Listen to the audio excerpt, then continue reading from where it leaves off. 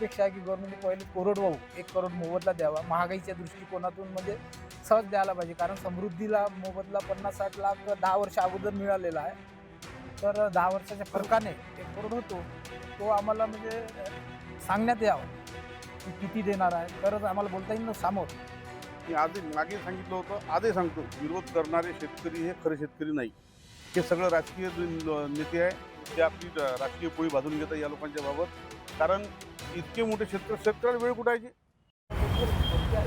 वर्धा जिल्ह्यातून शक्तीपीठ महामार्ग जाणार आहे. तब्बल 20 गावातील 503 हेक्टर जमीन या शक्तीपीठ महामार्गासाठी संपादन करण्यात आलेली आहे. काही शेतकरी आपल्यासोबत आहे. नेमकी काय मागणी आहे, काय सांगाल? मी राहणार गाव पडेगाव येथील रहिवासी आहे, शेतकरी, शक्तीपीठ बाधित शेतकरी आहे. आता भूसंपादनाची होण्याची वेळ आलेली आहे, तर आमची मागणी रेटबद्दल आहे का ती जाहीर करावं गव्हर्नमेंटने लवकरात लवकर. आणि खास करून मागणीचा आकडा आमचा 1 करोडचा आहे, हे महत्त्वाचं आहे सांगायचं. म्हणजे उद्या कमी जास्त जर आमच्या याच्या अपेक्षेपेक्षा जर कमी ठरलं, पुन्हा वाद होण्याची हे होऊ नये, म्हणूनच आमची अपेक्षा आहे की गव्हर्नमेंटने पहिलेच कोरडवाहू 1 करोड मोबदला द्यावा. महागाईच्या दृष्टिकोनातून म्हणजे सहज द्यायला पाहिजे, कारण समृद्धीला मोबदला 50-60 लाख 10 वर्ष अगोदर मिळालेला आहे. तर 10 वर्षाच्या फरकाने 1 करोड होतो. तर तो आम्हाला म्हणजे सांगण्यात यावा की किती देणार आहे, तरच आम्हाला बोलता येईल ना समोर. म्हणून आम्ही इथे आज आलो होतो विचारणार कलेक्टरकडे.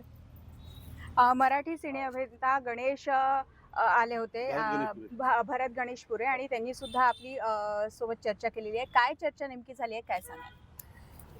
धोत्रा येथे मी विनोद अजबराव इंगळे, राहणार तिगाव. मी शक्तीपीठ बाधित शेतकरी आहे.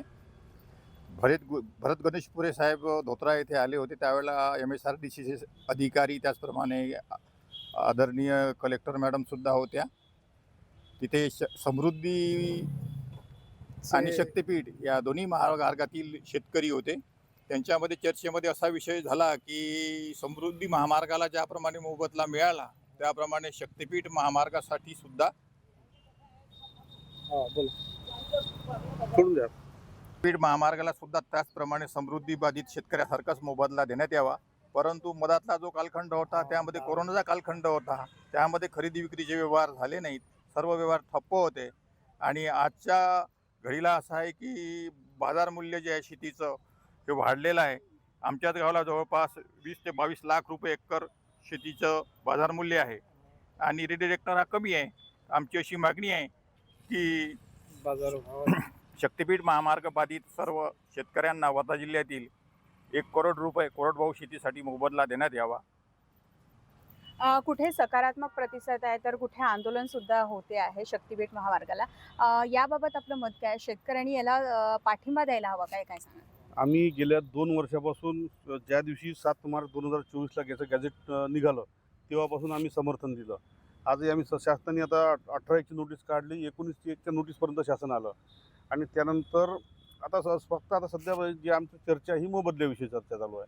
आणि आता तुम्ही जो प्रश्न केला की जे विरोध करत आहे, मी आजही मागे सांगितलं होतं, आजही सांगतो, विरोध करणारे शेतकरी हे खरे शेतकरी नाही. हे सगळं राजकीय नेते आहे, ते आपली राजकीय पोळी भाजून घेतात या लोकांच्या बाबत. कारण इतके मोठे शेतकऱ्याला वेळ कुठायची. याच्यात जर समजा यायचा असेल मोर्चा, तर पूर्ण कामधंदे सोडून यायला लागते. आज कोल्हापूरचे शेतकरी मागे मोर्चा झाला 9 तारखेला. 100 किलोमीटरवरून शेतकरी येईल का? हे शेतकरी नाही, हे सगळे कार्यकर्ते त्यांचे, त्या नेत्यांचेच कार्यकर्ते आहे. आता आम्हाला ट्रोल करतात ते लोक, पण आम्ही त्यांना हे नाही विचारत नाही, म्हणून आम्हाला ते जास्त इकडे येत नाही. आम्ही त्यांना आवाहन करतो की तुमचा जर तुम्ही 12 जिल्ह्यातून विरोध सांगता, तर आमच्या इथून वर्धेतून दाखवा, यवतमाळमधून दाखवा, आमच्या नांदेडमधून दाखवा, बीडमध्ये दाखवा, लातूरमध्ये दाखवा. त्या जर 4 जिल्ह्यात जर विरोध असतात, तर मग आम्ही मानू की पूर्ण 12 जिल्ह्यात विरोध आहे म्हणून. तुम्ही सांगता फक्त एका जिल्ह्याचा विरोध. कोल्हापूर म्हणजे पूर्ण महाराष्ट्र होत नाही.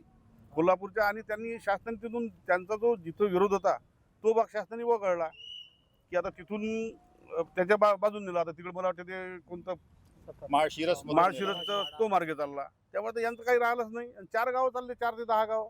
त्या 10 गावासाठी विरोध शासन एवढा मोठा रस्ता थोडी थांबवणार आहे. फक्त आमची मागणी एकच आहे शासनाला, का चांगलं कंपन्सेशन द्या. म्हणजे जेणेकरून आम्ही वर्धा यवतमाळ जर चांगले जर पैसे मिळाले, तर मराठवाड्यामध्ये शेती लोक स्वतःहून देतात. मराठवाड्यात जर चांगले पैसे दिले, तर पश्चिम महाराष्ट्र लोक शेती स्वतःहून देतात. काही या लोकांच्या मागं लागणार नाही. हे सगळे राजकीय बंधू लोक आहे. याच्या मागे एकच जण लागणार. एक शेतकरी जर लागत तर मला म्हणाल. आता नेमकी मागणी काय आहे आपली, काय सांगा? सांगा ना, बोला ना. नमस्कार, मी दिनेश जोगाजी साठे, मुक्काम तिगाव, तहसील जिल्हा वर्धा. मी एक शक्तिपीठ महामार्ग बाधित शेतकरी आहे. माझं फक्त शासनाला हेच म्हणायचं आहे की तुम्ही 19 आणि 18 की नोटीसची कार्यप्रणाली तुम्ही सुरू केली आणि वर्धा जिल्ह्यातील प्रत्येक शेतकऱ्यांनी त्याला चांगला उत्तम प्रतिसाद दिलेला आहे. पण माझं शासनाला हेच म्हणायचं आहे का जे विरोध कोल्हापूर, सोलापूर आणि इतर ठिकाणी जे विरोध दाखवत आहे, हे विरोध खऱ्या शेतकऱ्यांचा नसून हे विरोध राजकीय लोकांचा विरोध आहे. आणि फक्त माझा शासनाला हेच म्हणायचं आहे का तुम्ही जर लोकांना त्यांच्या शेतीचा मोबदला चांगल्या पद्धतीनं दिला तर त्यांचं जीवन हे सुजलाम सुफलाम होईल. आणि दुसरी गोष्ट म्हणजे अशी, जर लोकांना त्या पद्धतीनं त्यांचं कॉम्पेन्सेशन जर योग्य वाटलं तर लोक स्वतः आपोआप तुम्हाला जमीन द्यायला तुम्हाला तयार होतात. आणि दुसरी गोष्ट म्हणजे अशी, ह्या गोष्टी जर क्लिअर झाल्या ना तर समोर जाऊन कुठेही विरोध राहत नाही, हे मी स्पष्टपणे सांगतो. आणि माझी फक्त महाराष्ट्र शासनाला हेच विनंती आहे का शेतकऱ्यांना त्यांचा मोबदला चांगल्या पद्धतीनं देण्यात यावे, जेणेकरून त्यांचं जीवनमान हे सुजलाम सुफलाम होईल. धन्यवाद. भरत गणेशपुरे आले, त्यांच्याशी काय चर्चा झाली आणि या समृद्धी महामार्गाबाबत किंवा शक्तिपीठ महामार्गाबाबत आपल्यासोबत काय नेमकी चर्चा झाली आणि त्यातून काय आपण साधलेलं आहे, काय सांगा? त्यांनी एक आपले सिने अभिनेते भारत गणेशपुरे साहेब जे आहे, हे आमच्या वर्धा जिल्ह्यात धोत्राच्या एक शेत आहे तिथे आले होते. त्यांनी काही समृद्धीचे शेतकरी सोबत ठेवले. त्यानंतर काही आम्हाला शक्तिपीठवाल्यांना बोलावलं आणि त्यांनी सांगितलं का समृद्धीचे जे शेतकरी होते त्यांनी म्हणजे काय जीवनात बदल केला. त्यांना जर त्यावेळेस मला वाटतं 40 की 45 लाख 50 लाखाचं हे मिळालं मोबदला एकरी.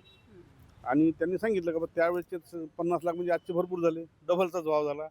त्यांनी सांगितलं की बा हे चांगल्यात चांगलं रेट आम्ही तुम्हाला देण्याचा प्रयत्न करू. आणि आणखी एक चांगली गोष्ट सांगितली का लवकरात लवकर प्रयत्न करू, लवकरात. आमची मागणी तेच आहे, कारण आता पावसाळा सुरू झाला. शेती जर आम्ही आज जर समजा कापूस लावला तर आता आमची शेती तुम्हाला शासनाला 1 वर्ष भेटत नाही अजून. त्यामुळे लवकरात लवकर आणि कोणतं पीक लावायचं हे आम्ही आज चर्चा केली आपल्या कलेक्टर मॅडमसोबत. आणि भारत गणेशपुरे साहेबांनी फार चांगली चर्चा केली आमच्यासोबत. आम्ही धन्यवाद देतो त्यांचे का वर्ध्यातून त्यांनी शक्तिपीठ संवाद यात्रा सुरू केली आणि सर्व शेतकऱ्यांना त्यांनी सांगितलं का चांगल्यात चांगला मोबदला देण्याचा प्रयत्न करू. सर्व MSRDC अधिकारी सोबत होते, त्याच्या कलेक्टर मॅडम सोबत होते, SDO साहेब सोबत होते. त्या सर्वांनी सांगितलं का चांगल्यात चांगला मोबदला तुम्हाला देऊ. आता फक्त त्यांनी चांगल्यात चांगला म्हणजे आकडा किती आहे हे नाही सांगितलं अजून. तो आकडाच विचारासाठी आम्ही आज आलो होतो. सर्वेक्षण झालेलं आहे का शेतीचं, याबाबत काय सांगा? सर्वेक्षण तर मला वाटते किती 2025ला झालं सर्वेक्षण आमचं. संयुक्त मोजणी झाली म्हणजे माझ्या गावाचीच पकडा तुम्ही. 29 एप्रिल 2025ला संयुक्त मोजणी झाली.